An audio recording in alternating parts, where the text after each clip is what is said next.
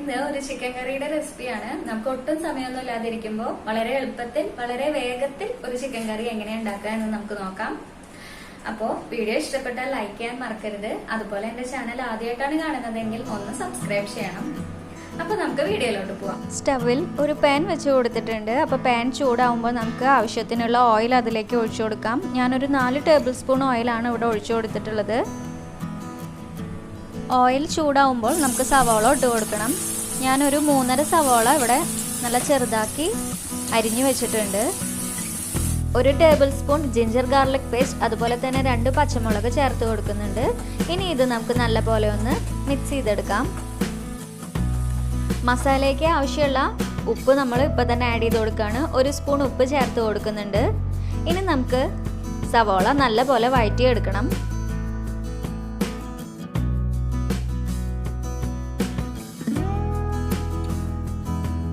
അപ്പോൾ ഇത് നല്ലപോലെ വഴറ്റിയെടുത്തിട്ടുണ്ട്. ഇനി നമുക്ക് അടുത്തതായി മസാലപ്പൊടി ആഡ് ചെയ്ത് കൊടുക്കാം. 1/2 സ്പൂൺ മഞ്ഞൾപ്പൊടി, 1.5 ടേബിൾ സ്പൂൺ മല്ലിപ്പൊടി, 1 ടേബിൾ സ്പൂൺ മുളക് പൊടി. ഇത്രയും മസാലയാണ് ഞാൻ ആഡ് ചെയ്ത് കൊടുക്കുന്നത്.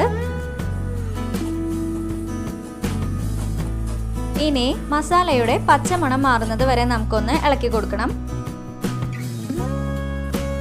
2-3 മിനിറ്റ് കഴിഞ്ഞു. മസാലയുടെ പച്ചമണമൊക്കെ മാറിയിട്ടുണ്ട്. അപ്പോൾ അടുത്തതായി ഇനി ഇതിലേക്ക് തക്കാളി ആഡ് ചെയ്ത് കൊടുക്കുകയാണ്. 1.5 തക്കാളി ചെറുതാക്കി കട്ട് ചെയ്തതാണ് ഞാൻ ആഡ് ചെയ്ത് കൊടുക്കുന്നത്. അതിൻ്റെ കൂടെ കുറച്ച് കറിവേപ്പില കൂടി ആഡ് ചെയ്ത് കൊടുക്കുന്നുണ്ട്.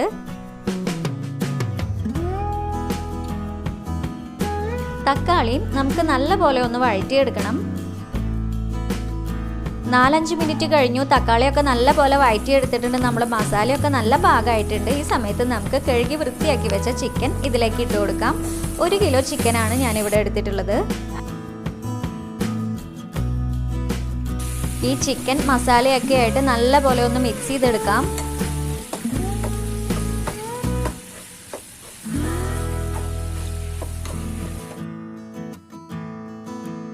ഇനി ചിക്കൻ വേവിക്കാൻ ആവശ്യമുള്ള വെള്ളം നമുക്ക് ആഡ് ചെയ്ത് കൊടുക്കാം. 1.5 കപ്പ് വെള്ളമാണ് ഞാനിവിടെ ആഡ് ചെയ്ത് കൊടുക്കുന്നത്.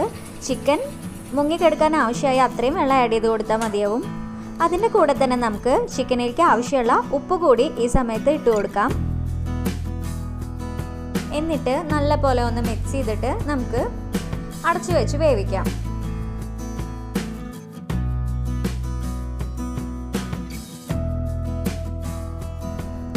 ഏകദേശം 20 മിനിറ്റോളം എടുക്കും ചിക്കൻ വേവാനായിട്ട്.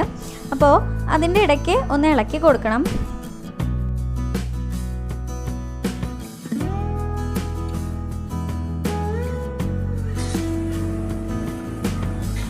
ഇരുപത് മിനിറ്റ് കഴിഞ്ഞു. ചിക്കൻ നല്ലപോലെ വെന്തിട്ടുണ്ട്. അപ്പോൾ ഈ സമയത്ത് ഞാൻ ഒരു 1/4 സ്പൂൺ കുരുമുളക് പൊടി ആഡ് ചെയ്ത് കൊടുക്കുന്നുണ്ട്. അതുപോലെ തന്നെ 1/2 സ്പൂൺ ഗരം മസാലയും ആഡ് ചെയ്ത് കൊടുക്കുന്നുണ്ട്.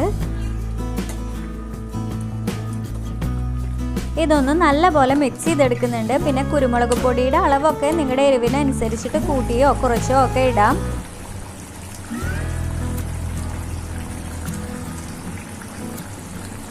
ഒരു 5 മിനിറ്റ് തുറന്ന് വെച്ച് കുക്ക് ചെയ്തിട്ടുണ്ട്. അപ്പോൾ നമ്മുടെ ചിക്കൻ കറി റെഡിയാണ്. എല്ലാ കഷ്ണങ്ങളിലും നല്ലപോലെ മസാല പിടിച്ചിട്ടുണ്ട്.